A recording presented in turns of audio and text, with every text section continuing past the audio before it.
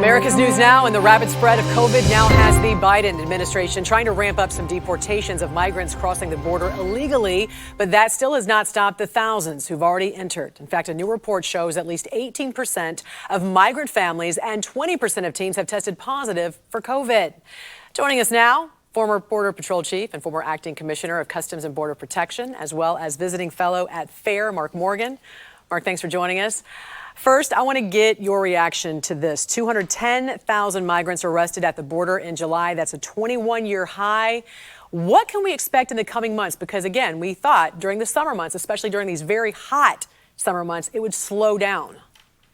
Yeah, Jen, look, but from the beginning, look, even prior to election, we were warning that this is exactly what would happen with these policies in place. After election, we warned the Biden transition team countless times that if they did what they've done, that they would cause the worst catastrophic crisis on our southwest border that we've seen in our lifetimes. We were ignored and we were dismissed, and they went ahead with their open border policies. And this is what we have right now. We're witnessing, look, I'm frustrated because every single day the rule of law and our sovereignty is being eroded, Jan. Every single day. Our national security as well as our public safety across our nation is being jeopardized. Let me give you one real quick stat. We talk about 210,000 being apprehended. Think about the resources that it takes to process 210,000 in a 30-day period. That's larger than the city of Arlington, Virginia combined. That leaves large areas of our border wide open and unsecure. In fiscal year to date, I'm being conservative when I say over 300,000 illegal immigrants have gotten past our frontline defense and made their way to every town, city, and state in this country, and there are criminals among them. We should all be united to stop this. And can you explain how this COVID testing works? Because I read migrants are not tested for COVID in Border Patrol custody unless they show symptoms. But then there's another report that says all are tested when they leave Border Patrol custody. So right. So I appreciate it. This is a good question because this is more Secretary Mayorkas, the spin and the lies he's giving out to the American people. So everybody's being tested. But let's break that down. Look, if you're a family member or a single adult that Border Patrol is releasing, and they should be because their facilities are dangerously overcrowded. They should not be keeping them in Border Patrol facilities. Those are active Petri COVID dishes. So they're releasing them and they're not testing them. If you're a family or single adult, you're not being tested when you're being released into local communities at bus stops or shelters. DHS version of, everybody's being tested is they're pushing it back on the local communities and they're saying, sorry, even though we're releasing them and we've caused this crisis, it's up to you to test them. And guess what? An illegal alien, once they've been released yet, they don't have to succumb to the test. And not all of them are being tested. That's the fact. And like you said, anywhere from 15 to 18% are testing positive right now that are being released. And what happens if they do test positive? They're just being released. They can just go. They're not being forced to quarantine, right?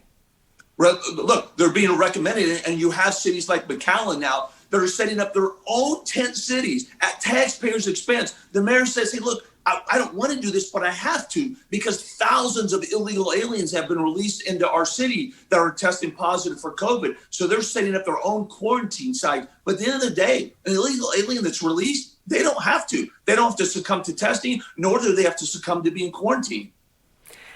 Mark, switching gears right now, I want to ask you about this particular story because you are someone with an extensive background in law enforcement at the local level, at the federal level. And we've seen homicides increase here in the U.S. Just this past weekend, 2 officers were shot in Chicago, one of which we know died. The other does remain hospitalized in the ICU. What is the solution to ending this violent streak? This streak of violent crime? What needs to be done? Jan, first of all, thank you very much. And my heart goes out to Officer French's family who died in her apartment. Look, this is one thing we definitely need to do is we as a nation have to push back on any elected official that continues to support the dangerous sanctuary city policies or defund the police movement. Look, they are unjustifiably pitting communities against the law enforcement profession. They're making policies that go along with those movements that are dangerous and make law enforcement less effective at doing their job and embolden the criminals. Let me reach out. So Chicago alone. So the Chicago Mayor Lightfoot for 2.5 years have vilified the police department. And this is what's happened under her reign. I just got these stats this morning. A 50% increase in shootings since 2019.